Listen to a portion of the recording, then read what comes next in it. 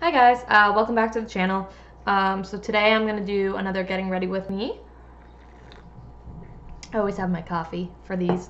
But I thought, like, after having done a couple of getting ready with me's in the past, just as like my first time doing them, because this is my first time making YouTube, I felt like I was struggling to think of things to talk about while I was doing my makeup, other than like just what I was doing with my makeup, and like nobody cares, and also you can see it, so it's like, why am I telling you this?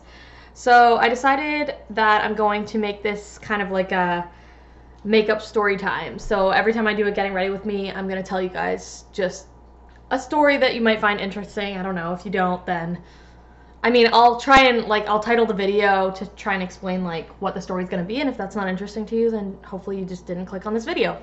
All right, so today I'm going to, firstly I'm just going to tell you the look I'm going to try and create today. So I'm trying to pan my chocolate bar palettes, the semi-sweet chocolate bar palette and the original. So with that in mind, I kind of want to do a look incorporating some of those shades today. And I got inspired, I don't even know where I saw it. It might have been on Instagram or something, and I can't remember who it was, but I just got inspired by seeing this really beautiful like periwinkle kind of eye look. So I'm gonna try and incorporate this shade on the original chocolate bar palette, the purpley blue right there, as like an outer corner shade, and on the inner corner I'm taking from a different palette to do like kind of a periwinkle. So that's the objective, but it's very experimental. I never use blue shadows, so this is kind of like I'm trying to get more into using blues and stuff like that, just kind of like get more comfortable with them. So if this turns out like really gross, then I mean, I won't be surprised. I've never tried this look before. It's gonna be like a whole new thing. So I've already applied my foundation and done my eyebrows, so I'm just gonna get right into basically doing the shadow while I talk to you guys. And the shade I'm using for like the main part of the lid is an unnamed shade from the Makeup Academy palette. It's like this huge Sephora palette. It's no longer available. I don't think. It was like a limited time thing, so there's no point really like showing it or anything. But the first thing I'm going to go in with is this nougat color from the semi-sweet, and I usually use that as like just an all over the lid kind of transition shade. But I forgot to put the primer, so let me just get the primer first while I tell you guys my story of the day, which is my experience buying this house. So as you can see behind me, this is my house. My husband and I, both of our house. Shouldn't say my house, I don't live here alone, and nor did I pay for the majority of it. But this house we bought in well, it's kind of a complicated, I want to say 2017, because that's when we moved in. But we actually put the first payment down. It was a new build, so you kind of have to, it's different. You don't just, it's different. Like, you have to put like a deposit down and stuff instead of, it's not like buying a house that is just like I know you don't call it a used house, but you know what I'm talking about. Like, if this was a new subdivision that they were developing, so there had been no previous owner. This house didn't exist when we bought it. We bought the lot, and then they built the house on it. So when we put the first payment down in 2016, and then we had to wait 6 months for them to actually build the house. So I'm going to say we technically sort of bought it in 2016, but yeah. So basically how that worked was we talked to one of those, you see those like model homes, like just out in the middle of like, I'm sure you've driven by them. They're like model homes, and you go in and they tell you like the different kind of houses that they're planning to build in the neighborhood, and what lots are available and stuff like that. And so we went into one of those in the town that we wanted to move to. We already had sort of decided on the town because this is the same town that my husband grew up in. So, and it was like close to his work, and so there were like a few different reasons why we decided on this town beforehand. We were kind of set on moving to this particular town. Gosh, I look so wrinkled today. Ugh. Ugh. Okay, let's just pretend that's not there. Yeah, so we decided on the town. We went to this model home. We talked to the saleswoman there, who kind of told us, you know, what the plan was for the neighborhood, like in terms of what they were developing and what was going in where. And we found a lot we liked and decided on a layout that we liked, and everything seemed to be like, you know, a go. So we just went for that. And then they told us it would be 6 months before the house would be ready to move into. So after sharing this news, like kind of with our family and stuff, that we had bought this house, we started hearing stories from people about these new build developments and how they're always like running behind schedule and the house is not ready in time and stuff like that. So we started to get a little bit paranoid, because like we originally had, we were living in a condo that my husband owned. And so we put the condo up for sale, and we sold the condo, and we set the move out date had been arranged to be the same day that we moved into this place. So if there were any kind of delays, like with this place, we would literally be homeless. So we were like, well, that's not acceptable. Like, we need to make sure this happens like smoothly. So I was in contact with the developers and like the building company, and they were like, oh, don't worry, like everything's on track, like we're on schedule to have it ready in time. So I was like, all right, well, good. I have so much product on this brush, I just gotta dust it off. So time progressed, and we like picked out all the finishes and stuff, like from the pre-made choices that they kind of had for us. So like we got to choose, for example, in this kitchen, we got to choose like what color we wanted the cabinets and stuff to be, and the countertop and stuff like that. It didn't come with appliances, so we bought the appliances afterwards, but things like that. We got to choose like the wall paint color, which the choices were basically like 5 different types of white. So like it wasn't anything like that exciting. And so that sort of occupied us for like the 6 months we were waiting to move in. And then it was approaching the move-in date. We moved in February, and like the date was approaching, like quickly approaching. So we would occasionally drive into town and just check out the house just to see where things were at, like where the progression of the house was at. And it was like getting a little scary, because we had like a month to go before we moved in, and they basically had like the foundation down, and like it was just not, it didn't even look like a house yet. And we're like, we're supposed to move in a month, like what is going on? So a few days before we moved in, we were supposed to come in and do like a final inspection before move-in. And we were like, okay. So we drive into town, and like at this point the house looked like a house, but like it still, you could tell, was not done. Like they didn't have our house number. Like our house number is in like a brick that's like got the number painted on it or whatever, and it's like part of the brickwork basically of the house. And like they hadn't even put that in, so there was like parts of the brick that were missing on the outside and stuff like that. And we were like, okay, so we're here to do the final inspection. Like, what are we inspecting? We come inside, and we came in, I still remember this because we were both just like, so it was just like a memorable moment, because we were like, what the actual F? Because we came in, there's a door right where I'm pointing. Oh, this is so hard. See where that bundle of papers is? There's like, I've got like a mailbox there, and we put a bunch of mail in that hallway. That way. Man, I can't point on camera. But down that hallway, there's the door to the garage. And we came in through the garage that day. to do this final inspection. And when we walked in, we both just kind of like exchanged glances because we were like, holy crap. There was no countertop on these kitchen counters here. The cabinetry was done, but it was just like open, and things could just like, there was nothing. It was just like an open thing. We walked in, like nothing was done. The lights fixtures, like these ones up here, were not installed yet. Like nothing was done. Like nothing was done. So yes, there was like a house structure there at least, but like they had 6 months and they were still scrambling to put things together. We were like, how are we supposed to do this inspection?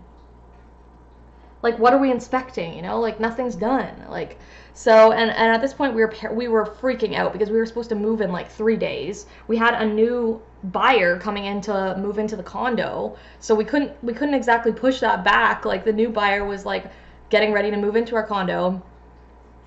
We don't have any family or friends like living close by. Like my parents live 2 hours away. Jeff's mom lives like 2-3 hours away, so it's not like we could have just stayed with them. Plus we had all of our furniture from our old house. Like even if we had somebody to stay with, like where are we gonna put our furniture? Where are we gonna put all our stuff, like while we can't move it into our house? And like how is Jeff gonna get to work? And like it was just a nightmare. We were freaking out. We were like, okay. So they told us just do the inspection to the best of your ability of what's here. So we're like, I guess, like, I mean, it seemed a little sketchy at the time, but we were just like, I don't know, we're just like, okay, like if that's, we'll just inspect what we can, I guess. So we did a walkthrough and we kind of were like, all right, everything looks fine from what we can tell, but like it's hard to tell because nothing's done. And then I spoke to the building company again and I was like, told them the situation, and I was like, we have to move in here on the day that we were told we could move in here. Like, what's gonna happen if we can't? Like, you guys are gonna have to foot the bill if we have to put all of our furniture in storage, if we have to stay at a hotel, like you're paying for that. And like I got really kind of mean with them about it because I had already expressed these concerns months prior, and they just kind of were like, yeah, whatever, it'll be fine. So then comes the actual moving day, and we're like, all right, well, they told us it'd be fine, so I guess it's fine. So we packed all our crap into a moving van and drove over, and by the time we got here, there were still workers doing last minute stuff on the house, and we were like, all right, well, nobody's told us we can't move our crap in yet, so that's good. So we drive over. It was about like noon, I guess, and they were like, oh, we're not quite done, like we can't give you the keys until like 5 p.m. or something. So I'm like, okay. So we just kind of like sat around, like I think we went out for lunch with some friends and like just left the moving van like on the street, like just waiting and waiting and waiting. And then they finally said, okay, you can move in, and gave us the keys, and we come in, and this is where all the problems started. So all right, I'm kind of liking how that's looking so far. Yeah, looks decent. I mean, like I said, I don't usually wear, like, this is actually more of a purple than a blue, so I feel I feel a bit better about that, because blue is just not flattering on me, I don't think. Alright, so now I'm gonna finally get into the shade that I wanted to use from the chocolate bar palette for the outer corner. But yes, so moving day. They finally gave us the keys and said you can move in. We start moving in, and we noticed literally just a few feet from where I'm sitting, like right up there, there's a massive hole in the ceiling, like just cut right out of the drywall. And so we both are just kind of like, so what about that? And they were like, oh yeah, one of our contractors, like it was like the plumber or like the electrician or somebody, I don't know, somebody they hired, accidentally popped a hole in one of the pipes, and there was a water leak, and it like ruined the ceiling there. So we're like, great. And they're like, don't worry, we're gonna come back and fix it or whatever in a week. So the problems had begun. So we're like, okay. I mean, at this point we can't really do much. Wow, there's a lot of fallout with this shade. I don't know if it's because this palette's really old or what. I'm gonna have to clean that up after. Ugh, I don't want to smear it, but it's gonna probably happen anyways. Yeah, so we're like, all right, fine. And so we moved in the rest of our stuff, and our couches, like, you can't see them on camera, but we have these massive couches that are huge. Like, I can't even, I've tried to, like, just move one, like, slightly over to put something beside it. I can't even push it. Like, I can't even move it when pushing it because they've got, like, motors in them because they, like, are motorized, like, recliners. So with all that heavy, I guess, electronics inside it, they're heavy as hell. So it took like two guys to move it, and they barely fit through the front door. Like, we actually, like, scratched the paint on our front door when we tried to move them in, unfortunately. And then a week later, I, like, was waiting for this builder to come back and fix our ceiling, and guess who didn't show up? The builder. So I ended up having to chase him down and be like, where's your guys to come fix our frickin' ceiling? And then when they finally came back, like, I had to hound them to get them to come back and fix it. Like, we can't live with a hole in our ceiling. Like, what are you doing? Like, so they came back to finally fix it, and they're like, well, because of the ceiling, like, it's like got like it's like a textured ceiling, I guess, so they spray some kind of stuff on it, I guess. And they're like, because the ceiling is all one continuous ceiling, obviously, because this is one big open room, we can't just patch the hole. We have to redo the entire ceiling. And I'm like, are you joking? Like, so I'm like, all right, fine, do what you have to do. Like, I mean, I'm not footing the bill on this. This is you guys that messed up, so I guess do it. And they're like, well, thing is, if we do it, you're gonna have to move all of your furniture and things, because when we spray the coating or whatever on the ceiling, it drips down and it's gonna just destroy everything that's in your house. And I'm like, great. So these massive couches and things like that took two guys to move in and are extremely heavy and stuff, and also barely fit through the front door. And where are we gonna put them? Like, where are we gonna put them? So this was a whole ordeal. We had to move the couches back out again. We had to, like, call on a friend to help us move them. I'm sure he loved that. We ended up having to move them into there's an unfinished basement downstairs, so we had to move them out. We had to take them outside, out the front door, walk around the house, down the hill, and take them in a sliding door in the basement and store them there while they redid the ceiling. So I'm like, whatever, at least this is getting dealt with. So they came in, redid the ceiling or whatever, and came in and fixed a bunch of other stuff. Let me just tell you, there was a bunch of other stuff that was wrong. Like I said, the light fixtures were not installed, so, like, they, like, a couple of them, so, like, they came in and put those in, and then the builder, like, I just walked around the house with them, and I was like, can we just, like, do basically our final inspection that we never really got to do the first time, and just go and make sure everything is functioning? Like, our shower wasn't working. Like, we turned on the shower, and, like, it was, like, dribbling out. Like, nothing was coming out, so I'm like, the shower, fix the shower. And he, like, unscrewed the shower head, and there was, like, a bunch of sawdust, like, just clogging it up. Like, his workers obviously just didn't give a fuck and, like, just put that in and thought that no one would notice, like, as if I'm not gonna take a shower.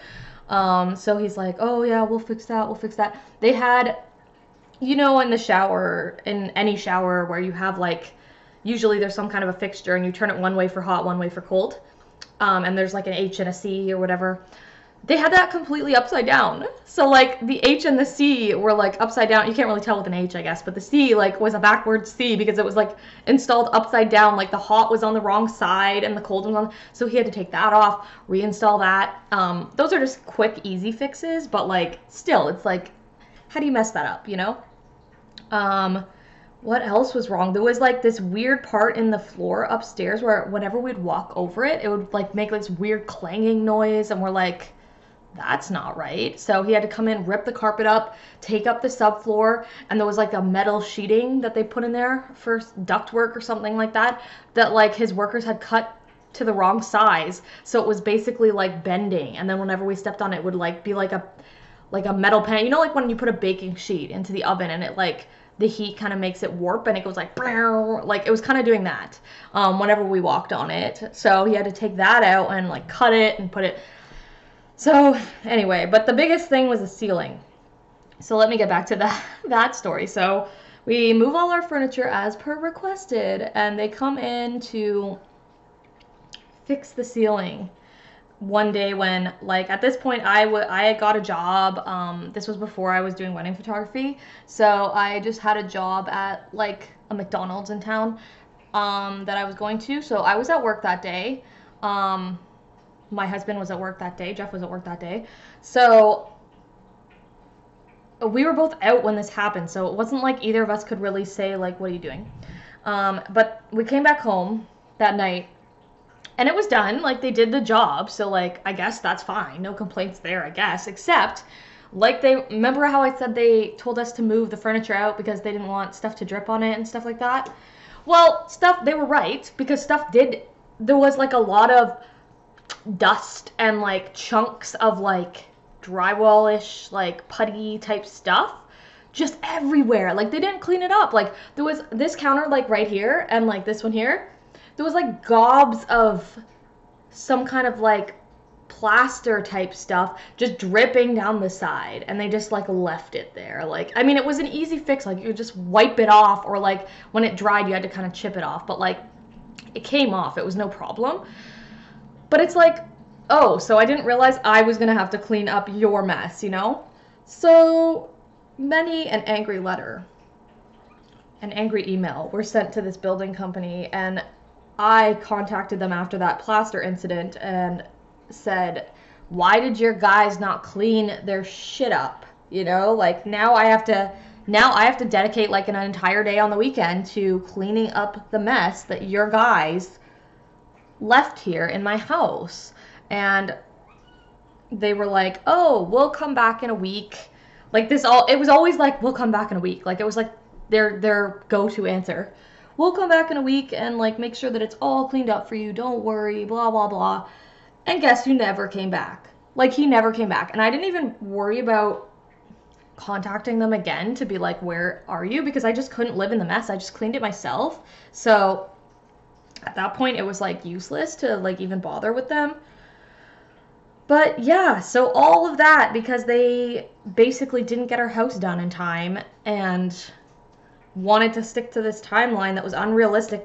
If they had just told us at the beginning that like instead of taking 6 months, it would take 8 months or something, then we would have, when we sold the condo, we would have told the new buyers that the date would be 8 months, not 6 months. You know what I mean? Like, the whole thing could have been avoided, but instead they try and push it because I don't even know why. So that was the story time of basically when we moved in. I'm not even done my makeup yet, so I might have to do like a double story time. Like, I don't know. But I'm basically done the shadow. Like, I don't know what you guys think. I feel like it's heavier on this side, and I don't know. I need to add a little bit more on the other side. But which side was it? It looks different every time I look in the mirror compared to, okay, so it's this side. Need a little more on this side. So let me know in the comments if any of you guys have bought a new build, new construction home, like instead of just like buying from someone who's selling or whatever, because I'd be curious to know if you had any similar experiences, because apparently after talking to people about this is like a common thing. Like, apparently these companies just kind of like fuck people around all the time. So like, that's very annoying. And in the end, like, we're very happy with our house. Like, we love living here. After all of the issues were resolved, like, although that was a pain in the ass to deal with. Oh, I feel like there's something in my eye. Sorry, guys. Although that was a pain in the ass to deal with, like, once it was over, we have this beautiful house that we can enjoy, and it was all worth it, I guess, in the end. Do you hear that? Did you hear that? That whining? That is my freaking cat. Like, she's so loud. She's not even close to me. She's like way down this hallway, and you can hear her probably on camera. I don't get it. Anyway, that's why I called the channel Jessica and Our Cats, because basically it's me, but you're going to witness and hear my cats in the background all the time because they're so noisy. And I just love cats. I mean, hence the cat shirt today. I thought that was fitting for my channel. Okay, so I'm basically done with the shadow. I actually really like this. I really like it. And I've never experimented with, like, I don't know about you guys, because I know this is a very popular palette, the Too Faced chocolate bar. And I don't know about you guys, but did anybody else feel really afraid to, like, try to use that bluey purple color right here? Like, I know when I got this palette, which was years ago, but, like, still, even over the years, I've, like, looked at it, and every time I saw that color, I was like, never gonna use that one. And because it was just so far out of my comfort zone. But now that I see it on, like, it's probably one of my favorite looks, which is going to make it a lot easier to pan this palette for 2020, which is my goal. All right, so I'm going to grab the liner now. Same one I always use. I never rotate through, like, liners and mascaras and stuff because I get one and I stick to it. You can't really be that creative with, like, eyeliners unless you got, like, a different color, or, like, same with mascara. Like, they all kind of look the same, so you don't really need to have, like, 15 different ones. But yeah, so that was our moving story.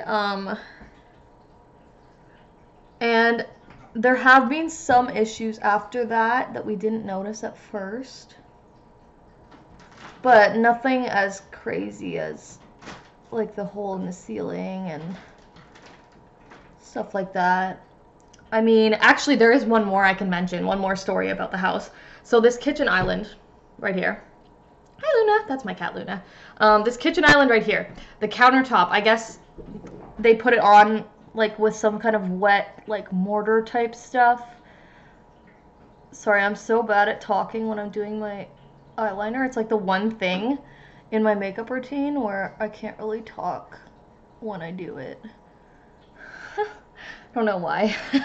But yeah, so this island, we came in and the entire countertop, I guess somebody must have leaned on it when the mortar or glue or whatever was still wet, and the whole top of the counter was, like, on an angle, and we're like, we didn't actually even notice at first, but then, like, I just kept looking at it and I was like, something doesn't look right, you know? And, like, my parents were with us when we moved in too, and, like, I'm pretty sure one of them probably, like, I don't even remember exactly how it happened. It was like 3 years ago, but I think somebody else other than me noticed. It might have been Jeff, actually, and just said, like, does something look weird with the kitchen island? And I was like, yeah, like, I was thinking the same thing, but I can't put my finger on it. Like, I can't figure out why it looks weird. Like, why does it look weird? And then after looking at it a little more, like, we stood at the end of the counter and kind of looked at it straight on, kind of the way you can see it in the camera, actually.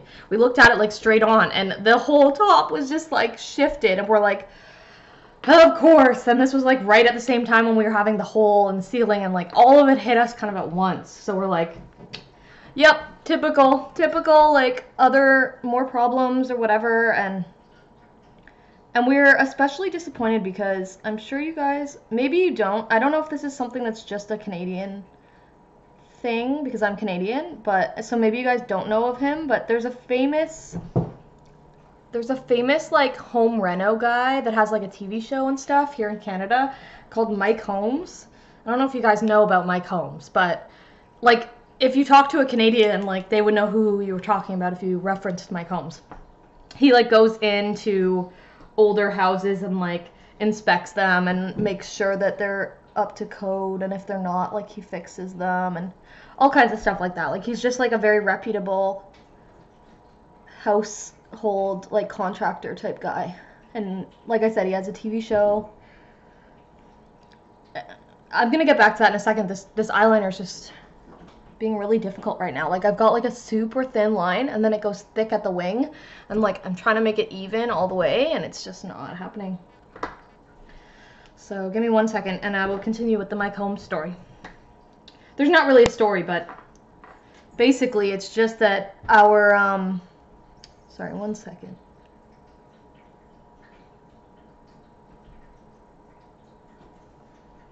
It's a little better.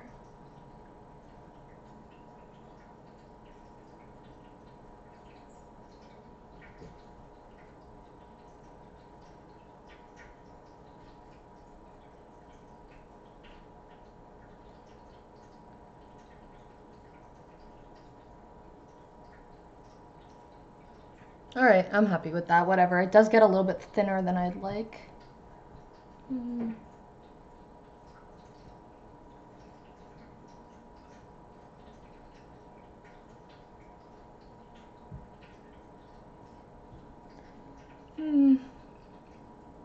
Whatever, it's fine. I'm getting too perfectionisty. Okay, so yeah. Excuse me.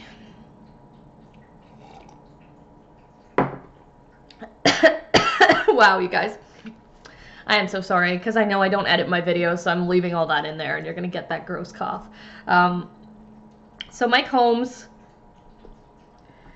basically he was affiliated with our building company.